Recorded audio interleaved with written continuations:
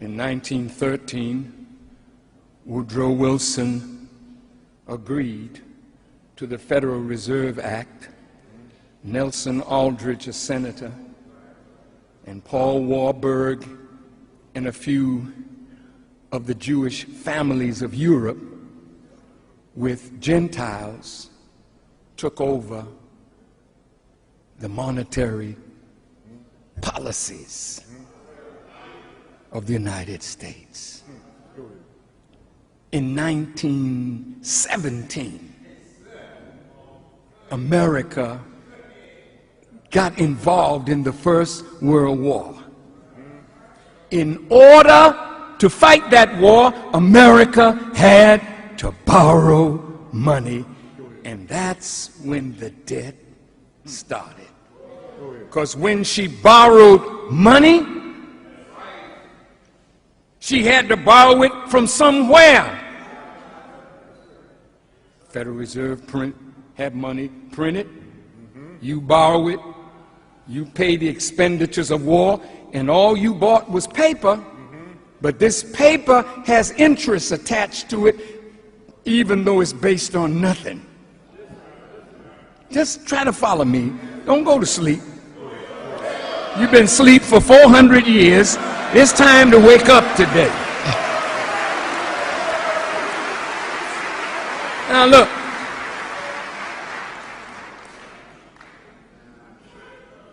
After World War I, the debt started climbing. They wanted to draw America into World War II. That was a European thing. Hitler and the boys. But in order for America to get involved in World War II in Europe, she had to borrow more money. The debt started escalating. Then Japan attacked. America borrowed more money. And the more money she borrowed, in 1933, America went off the gold standard. So there was nothing after 1933 to back this. So after that was nothing. And in 1971 it was completed. No more gold. And in the 70s you could buy an ounce of gold for $35 an ounce. And I was with the Honorable Elijah Muhammad one day, and he pulled out a gold coin and put it on the table, and he said, in the future, this would be the medium of exchange. Because the paper will lose its value. Now I want to quickly show how the debt has climbed. After World War II, the Korean War. Every time America went to war, she had to borrow money. There was a time when America would borrow money from her own citizens. We used to buy war bonds. We used to buy treasury bonds and securities that we would keep in a safe for our children. And they would say in 5 years or in 10 years, you can cash this bond in and you will get this plus interest. You remember that? But today, 52% of America's burgeoning debt is owned by foreign governments. So it ain't no more that we could sell bonds to our citizens. We sell bonds to China. We sell bonds and securities to Japan. We sell bonds and securities to Great Britain. Let me show you who owes what.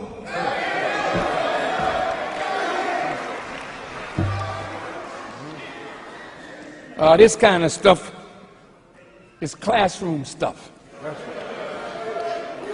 But every time you come to this house, it'll be a classroom.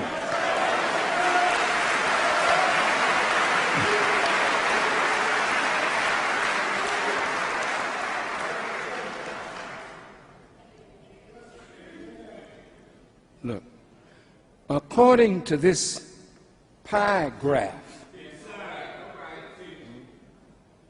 intragovernmental debt, $3,794,000,000,000. The publicly held debt, which is still government responsibility, $2,674,000,000,000. But the publicly held foreigners' debt, rather that America owes, is $2,240,000,000,000. The Japanese have bought up $649 billion of American bonds and securities, plus they have $1.2 trillion in foreign currency reserves. The largest currency reserves in the world is in China.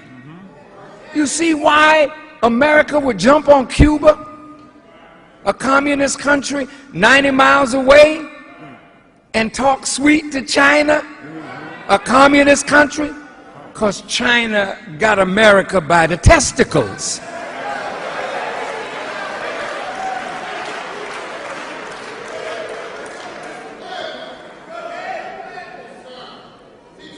I use that language because every male in here knows how painful that is.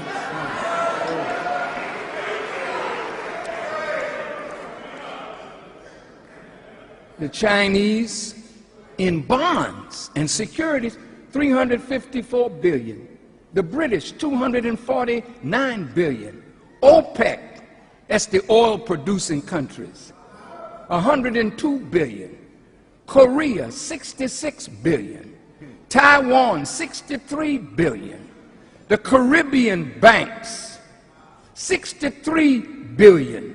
Germany, $56 billion. Hong Kong, $55 billion. Brazilians, $54 billion. Canadians, $49 billion. Luxembourg, $38 billion. Mexico, $36 billion. The French, $31 billion. Singapore, $29 billion. Swiss, $27 billion. The Turks, $24 billion. The Swedes, $19 billion. The Irish, $19 billion. The Dutch, $18 billion. The Thais, $17 billion. The Israelis, $17 billion. The Belgians, $15 billion. The Indians, $15 billion. The Italians, $14 billion. The Poles, $13 billion. And all others, $148 billion. Now, when you go and turn on the news and you find out that China has some American ports, you say, well, how did that happen? Come on. The Arabs got so much and so much. The Chinese got. Well, I read that even on I-90, that's right, on the toll booth area, that has been sold to Spain.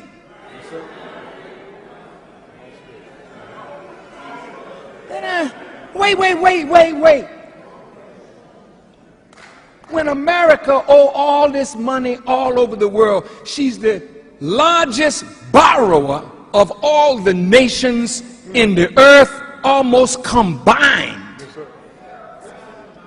Look at this now. When you owe a lot of money, sometimes in order to get some money back to pay your liabilities, you sell off your assets.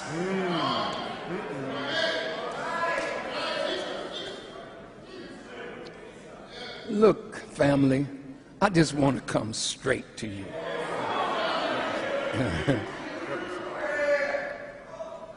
The aggregate wealth or worth of 3,000 by 2,000 miles continental United States of America is $41 to $50 trillion. All the federal buildings that are in America and all over the world are $1.26 trillion.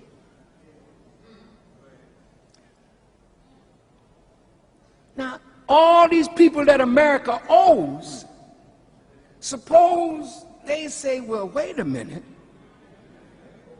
America not doing too good. We want to call the